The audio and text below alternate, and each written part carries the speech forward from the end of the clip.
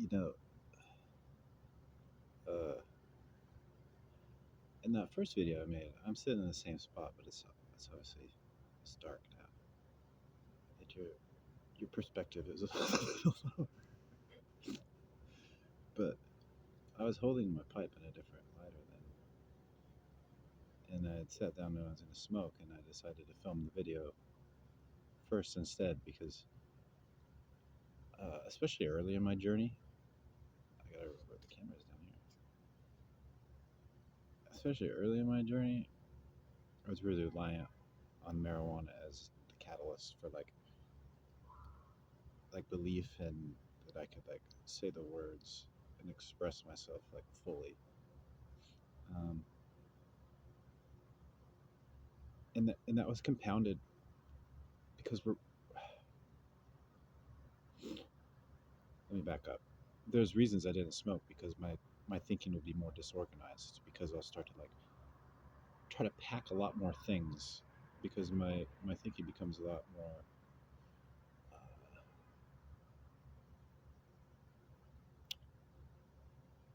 growth oriented as opposed to like strip and bark to try to like uh,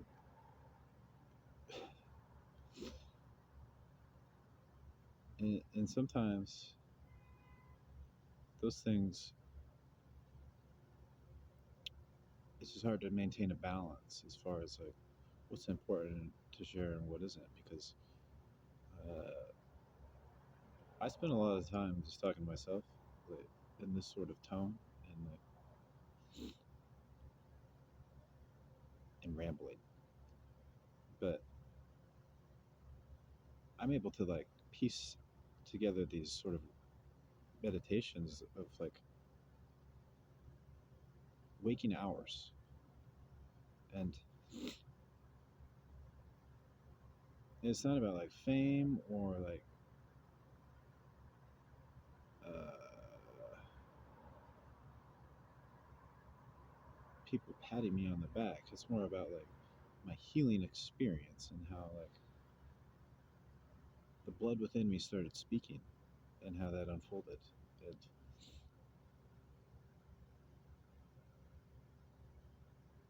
you know, in the daytime,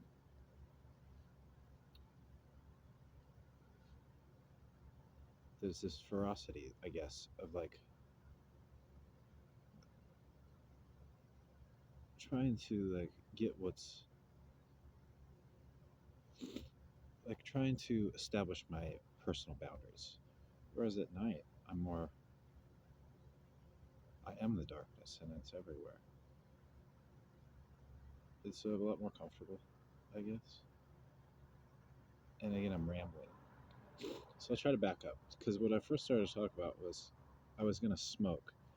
And I've gotten really good and I've noticed within myself of understanding the triggers and these responses within ourselves and these brain chemicals that whatever we do, whatever our impulse or our compulsion is, whether it's like uh, things rooted in like oral fixation, which is like smoking, or where the fuck,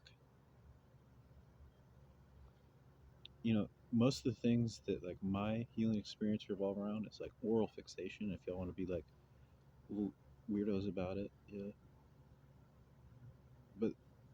But there's like there's deep like I don't know like I'm seeing a lot of symbols as in my mind as far as like we speak through our mouths and like our imaginations are shaped by our mouths and like even what's in our head it doesn't come to fruition unless it comes through here in this vibration and like the vagal system the vagus system I fuck it up every time that's really key to like when we go into states of fight or flight we can't help those emotions because we've been programmed with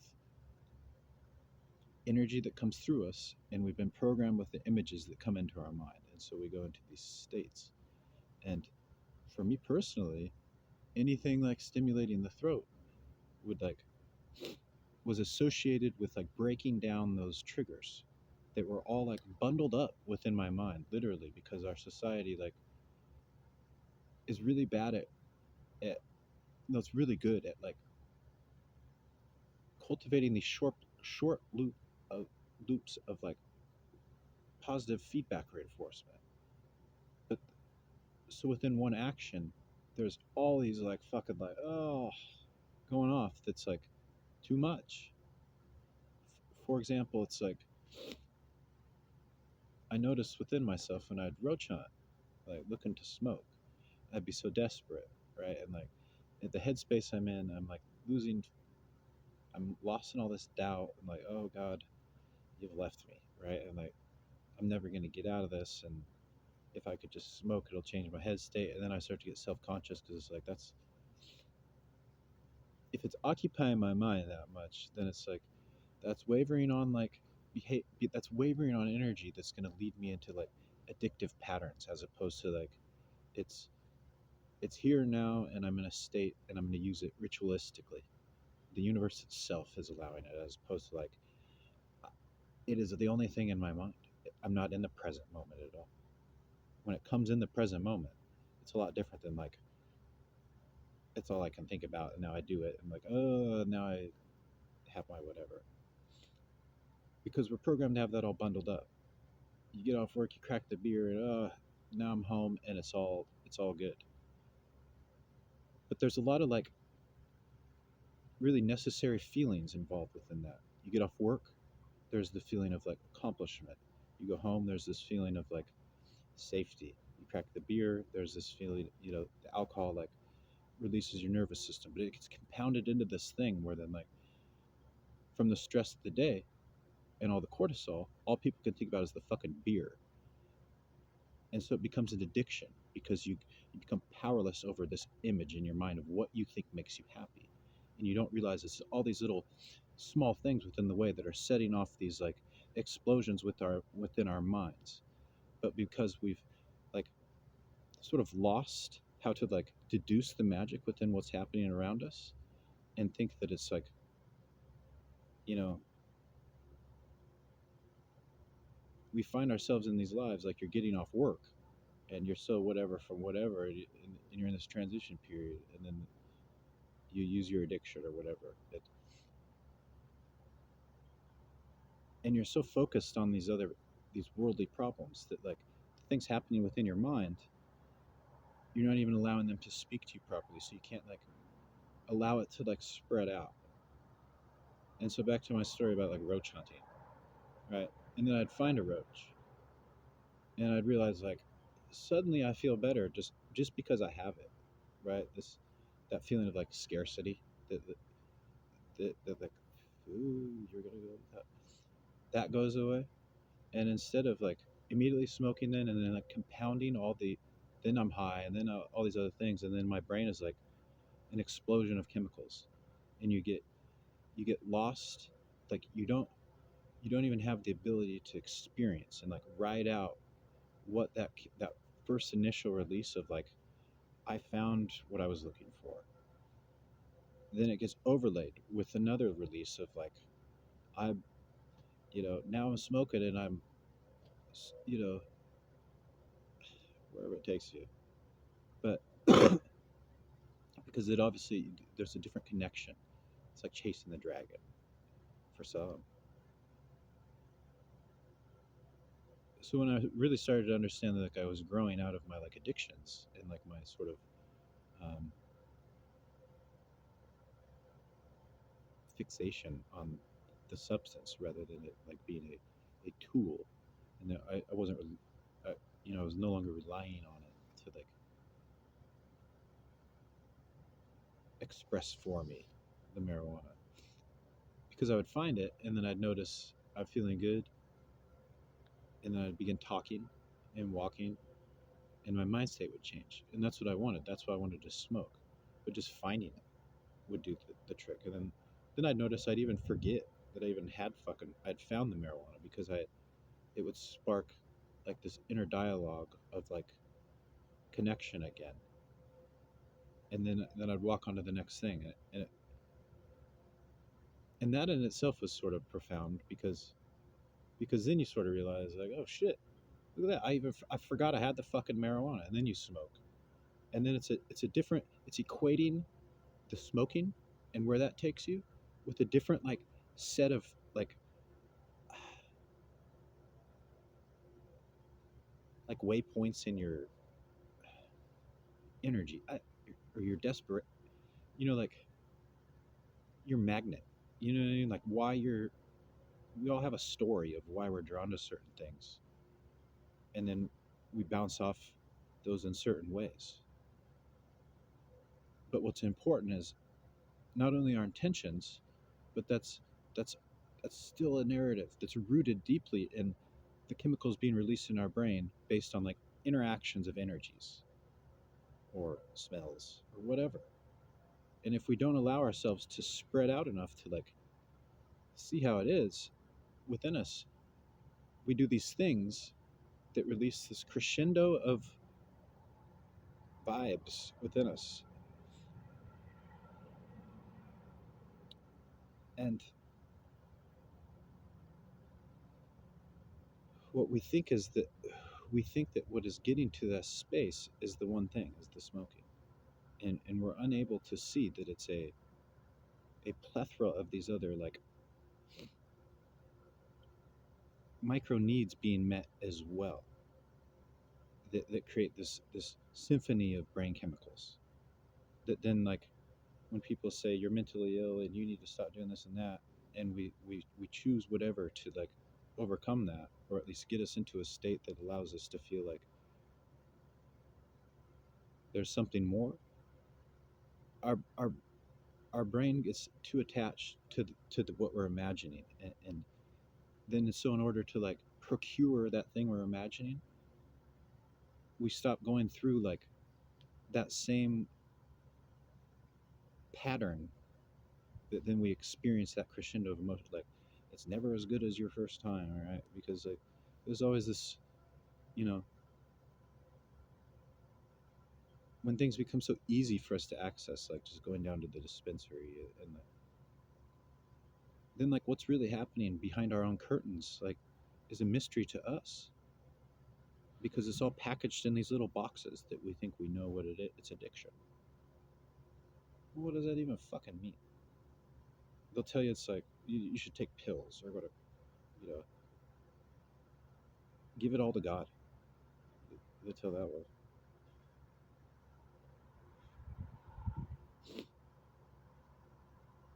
Anyway,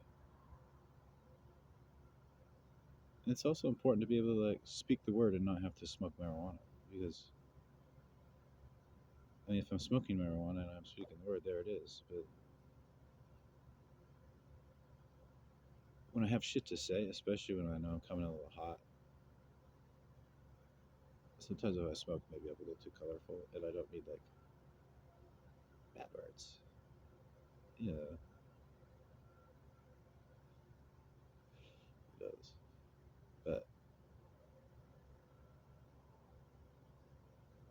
uh, I saw the dude that sliced my hand.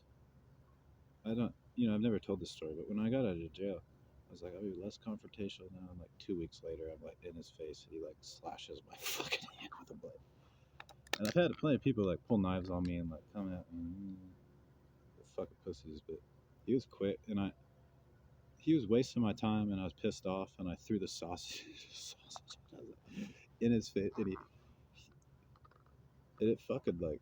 I'm like, look what you did, you dumb motherfucker! And then I walked off and went to this bar. Like, I need something. It was like, I don't know, seven seven stitches up top here, and then I think maybe six across the thumb. But you can see.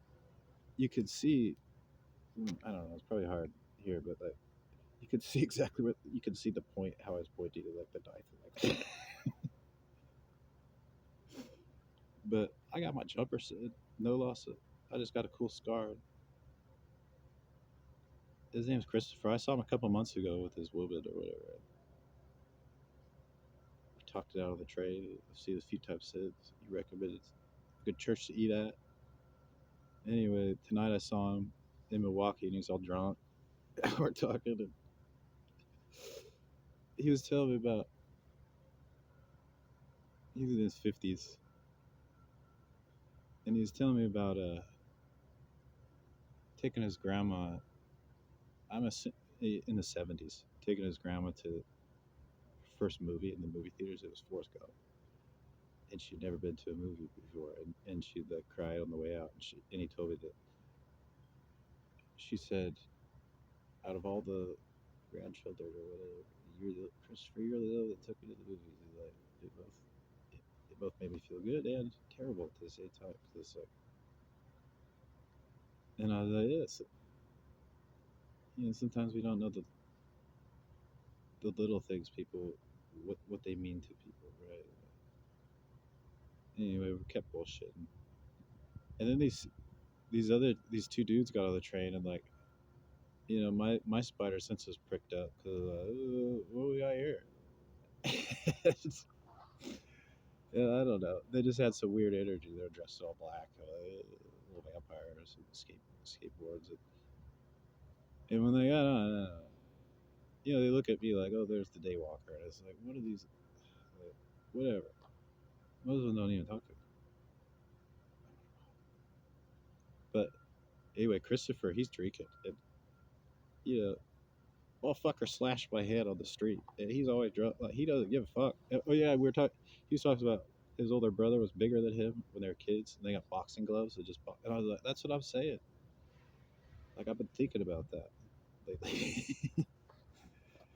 and and I was like, some people don't get it. You can tell when a motherfucker's never been like hit in the face, right? And like some people have to face consequence, and you realize like sometimes we're just coming in from one way and like we're having a shit day. Here it is, and there it stays. Like we just deal with it, and it's over. But like people that like habitually just like act up, you ain't been hit.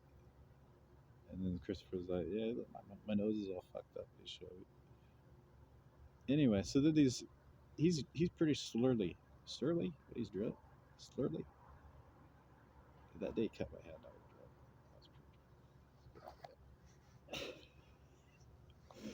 And these two dudes get on it, and he immediately picks up on it too.